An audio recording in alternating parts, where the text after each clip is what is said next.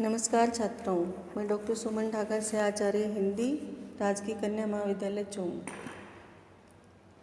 जैसा कि आपको विदित है कि हम भक्तिकालीन साहित्य का अध्ययन कर रहे थे, इसी क्रम में आज हम कृष्ण भक्ति काव्य की जो प्रमुख विशेषताएं हैं उनका अध्ययन करेंगे। कृष्ण भक्ति काव्य की जो प्रमुख विशेषता है वो है सीमित वर्ण विषय की मौलिक अभिव्यक्ति। यद्यपि कृष्ण कथा की परिधि व्यापक है, लेकिन कृष्ण भक्त कवियों ने सीमित परिधि को ही अपना वर्ण विषय चुना है।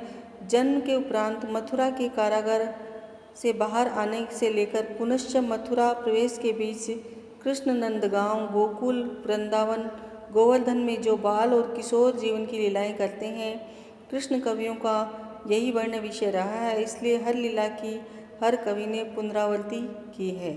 हाँ, उसमें हर कवि ने अपनी ओर से भी जोड़ दिया है, जिसके कारण वह पुनरावृत्ति संस्कारित आवृत्ति हो गई है। वर्ण विषय की पुनरावृत्ति के बावजूद ये कहना ही पड़ेगा कि कृष्ण साहित्य का वर्ण विषय मौलिक रहा है। इन सभी कवियों के काव्य की आधार भूमि भागवत है, लेकिन उन्होंने भागवत का अनुवाद मात्र नहीं किया है, बल्कि उसका प्रेरक रूप में आधार ग्रहण किया है। भागवत में आदि से अंत तक कृष्ण का ब्रह्मत्व और उसके चरित्र का अलौकिक तत्व बना रहता है, जबकि कृष्ण भक्त कवियों के कृष्ण में बहुत कम स्थानों पर अलौकिकता है। वे बाल रूप में बाल लीलाएं और युवा रूप में प्रणय लीला करते हैं। राधा इन्हीं कवियों की प्रतिभा की उपज है। इन कवियों ने लीला वर्णन में मनोभावों का अत्यधिक सुंदर चित्रण किया है। इसीलिए एक ही लीला की दूसरे कवि द्वारा की गई प्रस्तुति पुनरावृत्ति होकर भी आंतरिक भाव प्रकटन के कारण सरस हो गई है। दूसरी जो प्रमुख विशेषता है वो है लीला परक सगुण भक्ति में विश्वास। कृष्ण भक्त कवियों ने भक्त के विभिन्न नव विकसित रूपों में प्रेम प्रधान रूपों को ही प्रमुखता दी है। कृष्ण भक्ति काव्य के प्रेम प्रधान भक्ति में स्वकीय और परकीय दोनों प्रेम भावों को अपनाया गया है।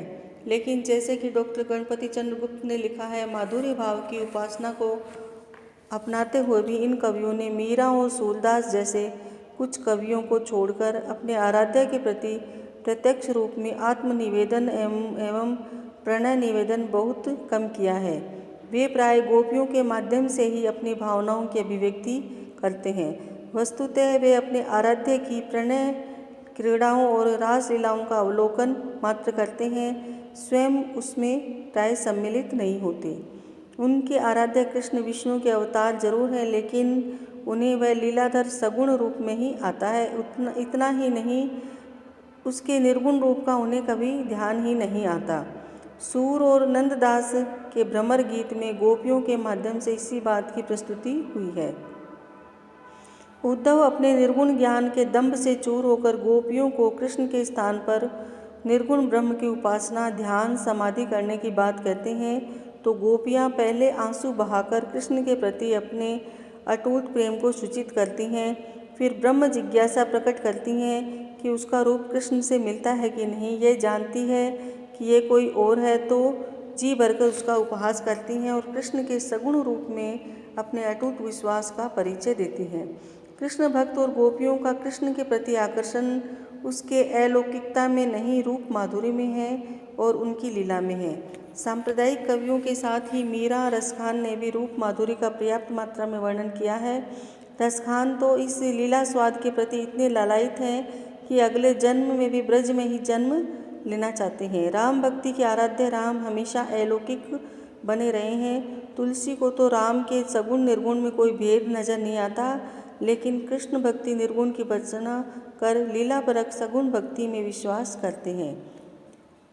अगली प्रमुख विशेषता है संप्रदाय सापेक्ष विकसित काव्य स्वरूप। कृष्ण भक्ति काव्य का प्रयोजन सामान्यतः कवियों की अपनी भक्ति भावना को अभिव्यक्त करना था, लेकिन मीरा, रसखान जैसे भक्तों को छोड़कर अधिकांश कृष्ण भक्त कवि किसी न किसी संप्रदाय विशेष से जुड़े हुए थे। इसीलिए सांप्रदायिक प्रभाव उनके काव्य के स्वरूप को निश्चित रूप से प्रभावित करता रहा है।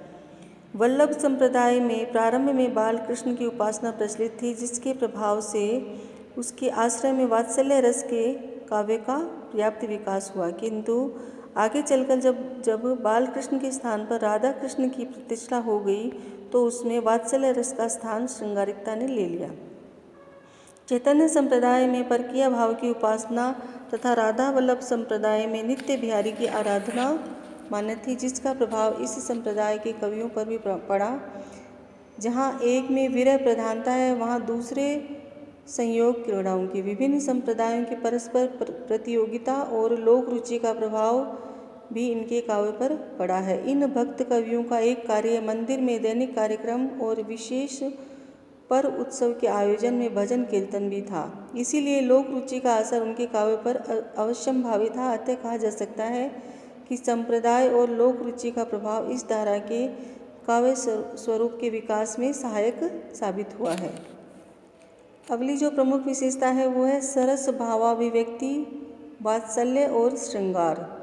सरस भावाभिव्यक्ति की दृष्टि से हिंदी साहित्य में कृष्ण भक्ति साहित्य की कोई सानी नहीं है। सूर, मीरा और रसखान इसमें सर्वश्रेष्ठ हैं। कृष्ण भक्ति साहित्य का स्थायी भाव रति है। यह रति भाव वात्सल्य और श्रृंगार के रूप में इस साहित्य में प्रवाहित है। वात्सल्य भाव, माता पिता का संतान के प्रति रति भाव ही वात्सल्य कहलाता है।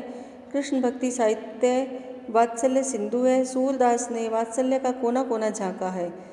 वात्सल्य रस के अंतर्गत जितनी मनोदशाएं तथा क्रीड़ा कौतुक के विधान आ सकते हैं, उन सब का अत्यंत हृदयकारी वर्णन कृष्ण भक्ति काव्य में उपलब्ध होता है।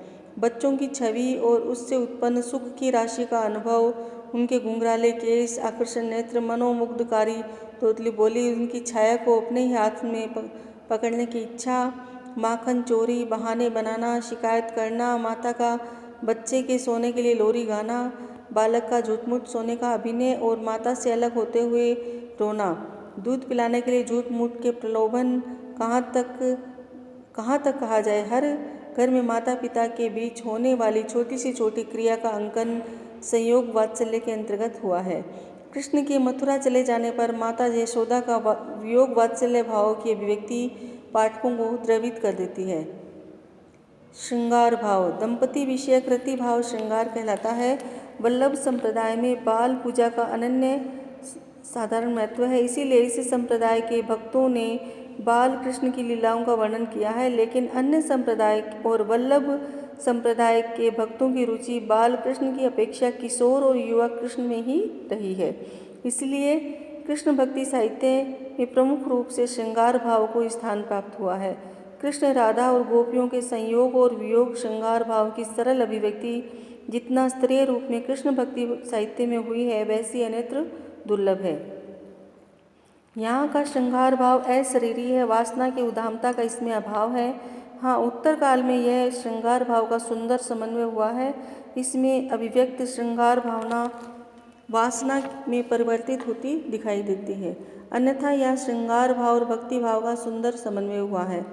इसमें अभिव्यक्त श्रृंगार अलौकिक होकर भी स्वाभाविक रूप से प्रकट हुआ है। कृष्ण के प्रति राधा और अन्य गोपियों का प्रेम महज प्रीति है, वह लड़काई के प्रेम है। वह इसीलिए उनकी प्रेम क्रीड़ा में कहीं भी कृत्रिमता नहीं है। कृष्ण भक्तों ने श्रृंगार के संयोग के विभिन्न मनोदशाओं का सरस एवं स्वाभाविक रूप से वर्णन किया है। वियोग अवस्था की मनोदशाओं का सूक्ष्म अंकन कृष्ण भक्ति साहित्य की अपनी विशेषता है। सूर और मीरा इसमें सर्वश्रेष्ठ हैं। सूरदास की गोपियाँ और राधा की विरह की मनोदशाओं का जिस तरह से भ्रमर गीत में हुआ है, वैसा अन्यत्र कहीं नहीं हुआ है। अगली जो प्रमुख विशेषता है वो है प्रकृति चित्रण। कृष्ण चरित्र और प्रकृति का अटूट नाता है।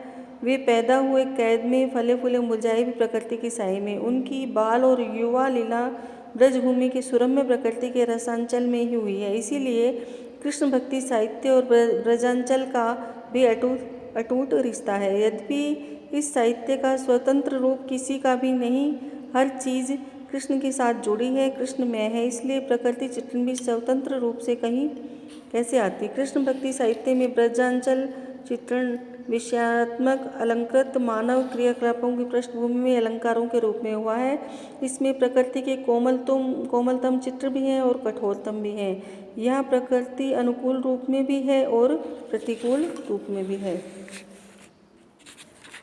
तत्कालीन ब्रज का सामाजिक और सांस्कृतिक प्रतिबिंबन। यद्यपि संत कवियों के समान कृष्ण भक्त कवियों का दृष्टिकोण समाजोन्मुख नहीं है, वे अपनी ही भक्ति भाव में मग्न थे, इसलिए उनके साहित्य में तत्कालीन सामाजिक सांस्कृतिक परिस्थितियों का प्रत्यक्ष चित्रण नहीं हुआ है, लेकिन युगीन परिस्थितियों से वे नहीं बच पाए हैं। परोक्ष रूप में उनके साहित्य में तत्कालीन ब्रज के सामाजिक और सांस्कृतिक परिस्थितियों का प्रतिबिंबन हुआ है। रीति तत्व का समावेश। कृष्ण भक्ति साहित्य में श्रृंगारिक चित्रणों के साथ साथ रीति तत्व का भी उल्लेख मिलता है। सूरदास की साहित्य लहरी एक तरह से रीति ग्रंथ का आभास देती है। इसमें नायिका भेद और अलंकारों का वर्णन मिलता है। सूरदास के समय में ही विट्ठल जी ने श्रृंगार रस में उन्हीं के जैसा रीतिपरक ग्रंथ लिखा था। चैतन्य संप्रदाय में भक्ति को काव्य शास्त्र का सांगोपांग रूप देने के लिए भक्ति रसामृत सिंधु और उज्ज्वल नीलमणि की रचना हो चुकी थी। नंददास की एक मंजरी में नायिका भेद, हाव भाव, हेला रति आदि का विस्तृत वर्णन है। अगली जो प्रमुख विशेषता है वो है गेय मुक्तक काव्य रूप। कृष्ण भक्ति साहित्य भावात्मक है, साथ ही इसमें मंदिर में दैनिक कार्यक्रम में विशेष आयोजन आदि में जो गाया जाता है गेय मुक्त काव्य रूप इसके अनुकूल पड़ता है। गीति काव्य के भावात्मक, संगीतात्मक, संशीतात्मक आदि सभी गुण कृष्ण भक्ति काव्य में विद्यमान है। मीरा और सूर का साहित्य तो गीति काव्य का श्रेष्ठ उदाहरण कहा जा सकता है।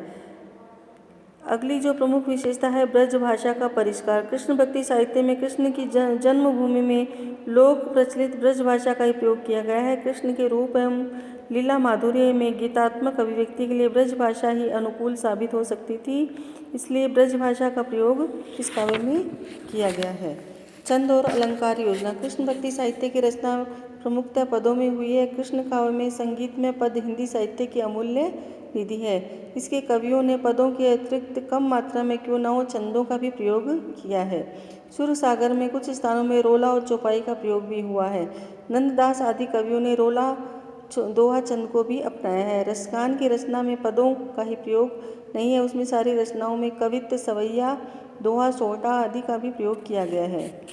कृष्ण भक्ति साहित्य में संत साहित्य के समान अलंकारों की उपेक्षा नहीं की गई है और उसका पांडित्य प्रदर्शन के लिए कोई बलात् प्रयोग भी नहीं है या अलंकार किसी भाव, गुण, रूप या क्रिया का उत्कृष्ट प्रकट करने में सहायक के रूप में आए हैं।